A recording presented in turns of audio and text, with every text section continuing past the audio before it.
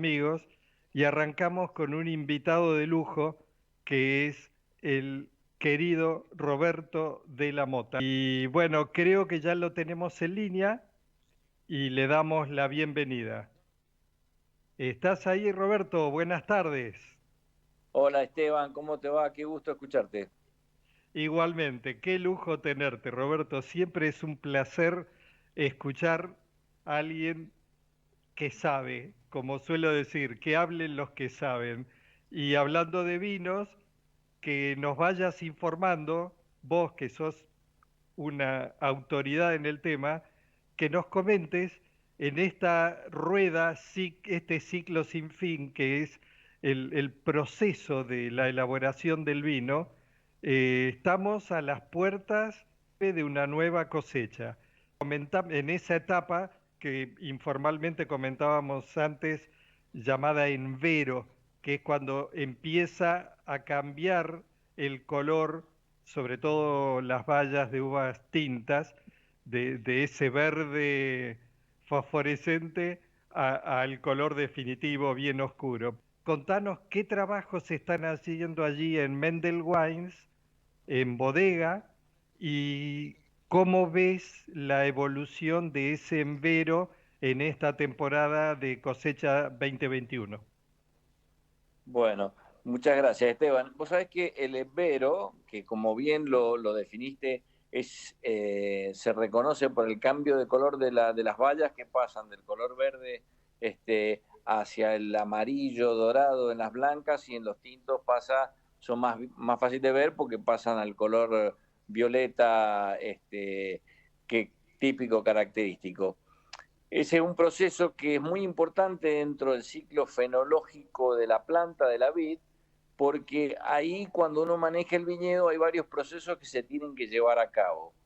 Si uno quiere hacer, por ejemplo, un raleo de frutos para concentrar un poco la uva, para equilibrar la planta, para que esté mejor dispuesta o distribuida los racimos dentro del viñedo, para que no se toquen racimos unos con otros y así evitar cualquier enfermedad, es el momento, digamos, el último momento en el cual hay que hacer el raleo. Ujú. Muchos aprovechan este momento para hacer ese raleo porque además es fácil reconocer aquellos racimos que vienen un poco más atrasados en el proceso de madurez, porque son los que están todos verdes y entonces Claro. son más fáciles de eliminar.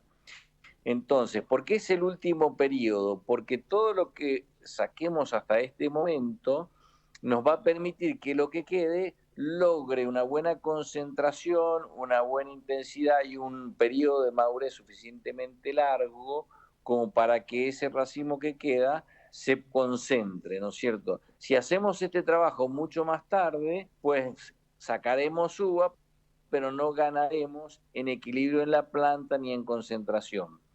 Entonces es el último momento. Pero además, fisiológicamente es importante porque nosotros hasta este periodo tratamos de que la vid crezca, es decir, que los brotes que se han formado este año y que portan los racimos, que han venido creciendo en forma muy significativa desde la primavera, van creciendo un poco más lento a medida que amanece que avanza el verano y la madurez, y en este periodo deberían empezar a parar de crecer. ¿Y por qué es importante que ahora empiece a parar de crecer? Porque todo lo que genera la hoja, que es, digamos, el laboratorio que genera todos los componentes que van a formar parte de la uva, no genere más celulosa ni hemicelulosa, es decir, que todo el gasto que tenga la planta no sea para generar más hojas y más brotes, sino que todo lo que es producto de la fotosíntesis vaya a parar a los racimos. Ok.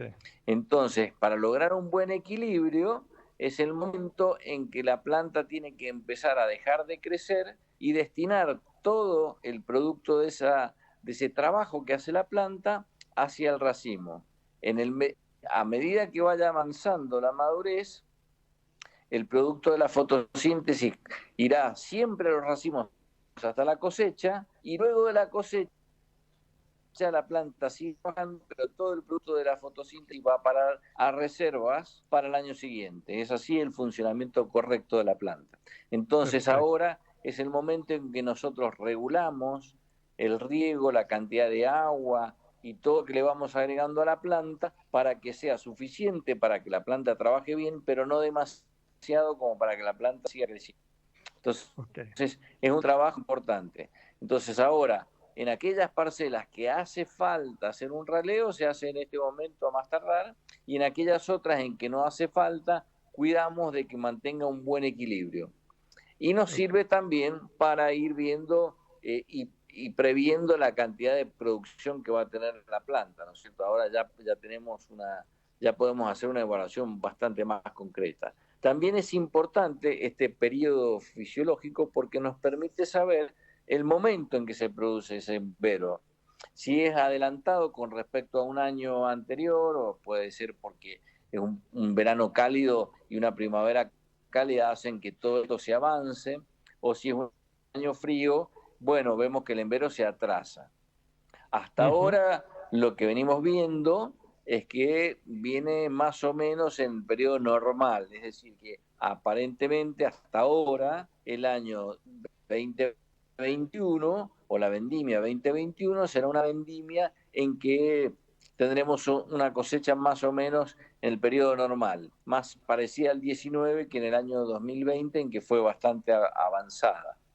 Bueno, Okay. ha sido un enero muy lindo en cuanto a las temperaturas, porque ha sido un enero bastante fresco, un enero bastante fresco, perdón, y Uh-huh. entonces no ha habido temperaturas demasiado altas. Aunque la previsión meteorológica dice que 3 días muy cálidos, hasta el momento eh, viene muy bien, así que pinta para ser un año muy interesante. No hay mucha uva. Eh, Okay. es un año de producción, te diría, media a media baja. Hubo un periodo de frío en primavera y eso puede haber afectado un poquitito la producción. Okay. Bueno, magnífica, magistral descripción e interpretación para todos los interesados en aprender y conocer más allá de la curiosidad de a qué se llama envero y el tema, cómo el cambio de color, pero todos estos detalles, todas estas lecturas técnicas bien comprensibles que has hecho son realmente excelentes para aquellos ávidos, aquellos que estamos ávidos de aprender. Eh, ¿Qué es lo que han estado haciendo en bodega en esta etapa? Mientras va creciendo la adrenalina y la expectativa con vistas a la cosecha que se viene, eh, han estado haciendo blends, han estado envasando vinos de Bueno, cosechas anteriores.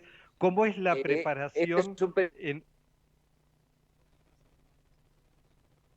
sí, Sí, este es un periodo en el que generalmente se hacen dos tareas. Por un lado, el vino de la cosecha, de la última cosecha, es decir, de la cosecha 2020, que está en periodo de crianza en barricas, se hace un trasiego de barricas, es decir, se hace en algunos casos el primero, en algunos casos el segundo trasiego, el vino se pasa de una barrica a la otra o se saca de todas las barricas, se coloca en un tanque, se limpian las barricas, se lavan las barricas, se eliminan los pequeños depósitos que se ha producido en el vino que ha producido en las barricas y se vuelve a colocar el vino en las barricas. Y así es importante hacer ese trasiego porque no solamente se hace una limpieza del vino que va decantando dentro de la barrica, sino que también es una pequeña oxigenación que se lleva a cabo en el vino y que es importante para su crianza. Es el momento de hacerlo previo a la vendimia, porque cuando estemos en vendimia, obviamente los vinos que tienen crianza no se pueden tocar, no mueven, uno está ocupado. Las actividades es, como bien dijiste también, el fraccionamiento, el embotellamiento.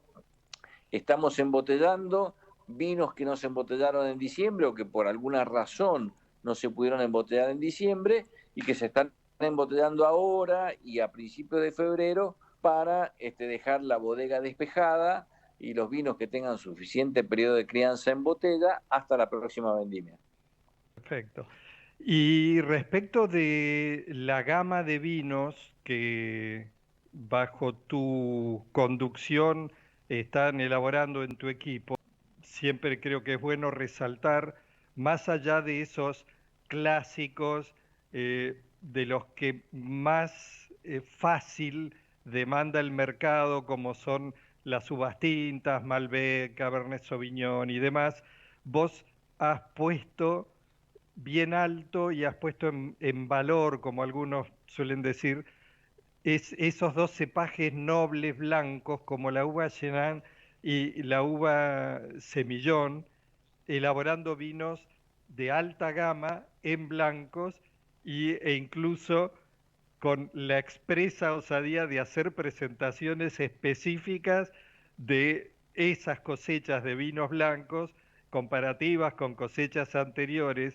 Así que es muy saludable que gente como vos, que son formadores y que pueden inducir a los consumidores de vinos a abrirse a probar, que te haya jugado, pues además es una apuesta económica, te haya jugado con vinos blancos de alta gama para que no haya ese cierto, no sé si el término correcto es desprecio, pero como que bueno, los blancos son como una categoría, un escalón abajo, y la realidad es que venís probando que hay un vino para cada ocasión, como se suele decir, y que en blanco se pueden hacer cosas excelentes con estos, por ejemplo, cepajes que has hecho el gran trabajo de detectar, buscar buenas cepas,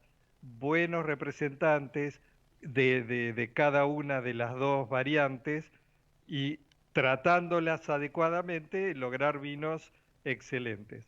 También te has jugado con un rosado expresamente de alta gama, otra opción que normalmente en el mercado muchos no se juegan tanto. Resaltado o recordado esa característica tuya de apostar, jugarse y hacer esta calidad en ese tipo de vinos, algo que esté en carpeta para próximamente seguir sorprendiendo. Bueno, como vos bien dijiste, en poco tiempo, bueno, el semillón lo sacamos hace tiempo, ya el primero fue 2009, pero el Chenin Blanc, el primero fue 2016. Así es que es relativamente nuevo. El año, digamos, en el 2020, lanzamos un blend de blancas, que es un blend semillón Chenin, que en este caso era 50 y 50, y que bueno, me pareció que era interesante, es un blend que tiene una crianza un poco más importante en barricas y que tiene un poco más de volumen y cuerpo, me pareció interesante hacer un blend de blancas. Y como vos bien Ajá. dijiste también, hace poco tiempo sacamos, el primero fue 2018, un rosé, que es un blend de Pinot Noir, que tiene más o menos un 50% de Pinot Noir, y un 25% de Merlot y un 25% de Cabernet Franc. Así que esos son los vinos que ya salieron. También en el 2020 presentamos dentro de la gama de Revancha un Merlot, que el Merlot era una variedad que, bueno, vos sabés que es una variedad muy noble, muy Claro. interesante, también de mucha historia en la Argentina, porque hay Merlot de viejos viñedos muy interesantes, pero que había sido un poco denostada en los últimos años, un poco abandonada, y sí se usaba para algunos blend, y siempre existieron Merlot muy buenos y siguen existiendo en el mercado. Hay algunos colegas que hacen unos Merlot que son espectaculares, pero en el caso nuestro no teníamos una etiqueta Merlot y decidimos hacerlo. Así que el primero es 2019, pero bueno, también ha sido bastante exitoso, muy interesante. Me parece que es una variedad que merecía también una cierta reivindicación, aunque como te digo, hay algunos exponentes en el mercado que son sobresalientes e históricos. Así es que Bien. bueno, esas son las novedades por ahora, y también estoy trabajando en un vino que va a salir dentro de poco al mercado, que es un blend de alta gama, que va a estar al nivel de finca remota, que en el caso del que va a salir al mercado ahora es un blend de Malbec Cabernet Franc. Y después, bueno, tenemos algunas otras novedades. Otra novedad que está por salir al mercado, que ya está embotellado, es un vino Malbec de nuestro viñedo de Luján, en este Ajá. caso precisamente de la finca que está en Pedriel, que se llama Finca de los Andes, y es un Malbec de denominación de origen controlado Luján de Cuyo. O sea que Ajá. ya lo tenemos embotellado, es un Malbec DOC, y me parece súper interesante hacerlo, porque si bien nosotros tenemos un vino de indicación geográfica Altamira, de paraje Altamira, tenemos los viñedos de Luján, y me parecía que era absolutamente necesario aportar a la denominación de origen Luján de Cuyo, denominación que trabajamos con mi padre y mucha gente, ¿no es cierto?, que intervino. Eso fue a fines de los 80, y bueno, al final, en el año 91, se aprobó la denominación de origen Luján de Cuyo y fue reconocida por la Organización Internacional de la Vid y el Vino, por la OIV. Así que fue la primera denominación de origen de vinos de América. Y bueno, creo que fue un poco avanzado, muy avanzado, pero también absolutamente necesario que nosotros ahora le demos todo el apoyo y el esfuerzo, porque Luján de Cuyo tiene viñedos que son excepcionales y que merecen, y nosotros trabajar para que esos viñedos se mantengan Claro, y proteger. Una forma de protegerlos es valorizar los vinos que se elaboran con sus uvas. claro. Buenísimo. Bueno, maravilloso. Una descripción maravillosa de novedades y despertando la curiosidad por probarlas. Mirá, me quedé enganchado dentro de esta enumeración que has dado, bien prolífico, Roberto, con, porque sí, al azar, me quedé enganchado con la mención del Merlot, que si me preguntás, eh, don Raúl de la Mota ha sido para muchos, me incluyo, el enólogo del siglo XX, un prócer de nuestra enología, con un, por ejemplo, un Malbec mítico, pero también, no me preguntes por qué, pero yo lo asocio, no sé cuál era, si tenía alguna preferencia tu padre, yo lo asocio con el cepaje Merlot, pues lo asocio con esos grandes vinos de Bordeaux y no sé por qué, pero si yo tuviera que decir, ¿viste cuando se hace ese tipo de juegos? ¿Con, con qué cepaje asociarías a tal o cual persona? Entonces, un poco siempre presentes y en homenaje a él con ese Merlot nuevo de la línea Revancha y como cierre de esta charla siempre enriquecedora contigo, yo sabes que invito a la gente y exprimo un poquito más a que sugieran una combinación de algún plato, alguna comida con, en este caso, ese vino Merlot. Así, sobre la marcha, ¿con qué se te Uh, ocurre?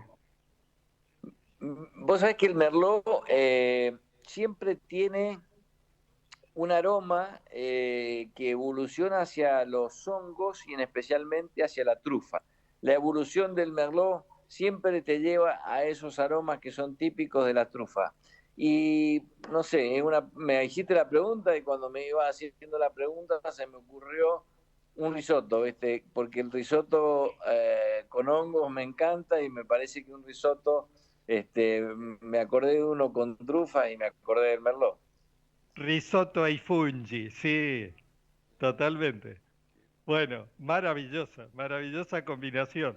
Bueno, va a haber que buscar una receta de risotto como excusa y buscar ese revancha Merlot y bueno, probar lo bien que se llevan.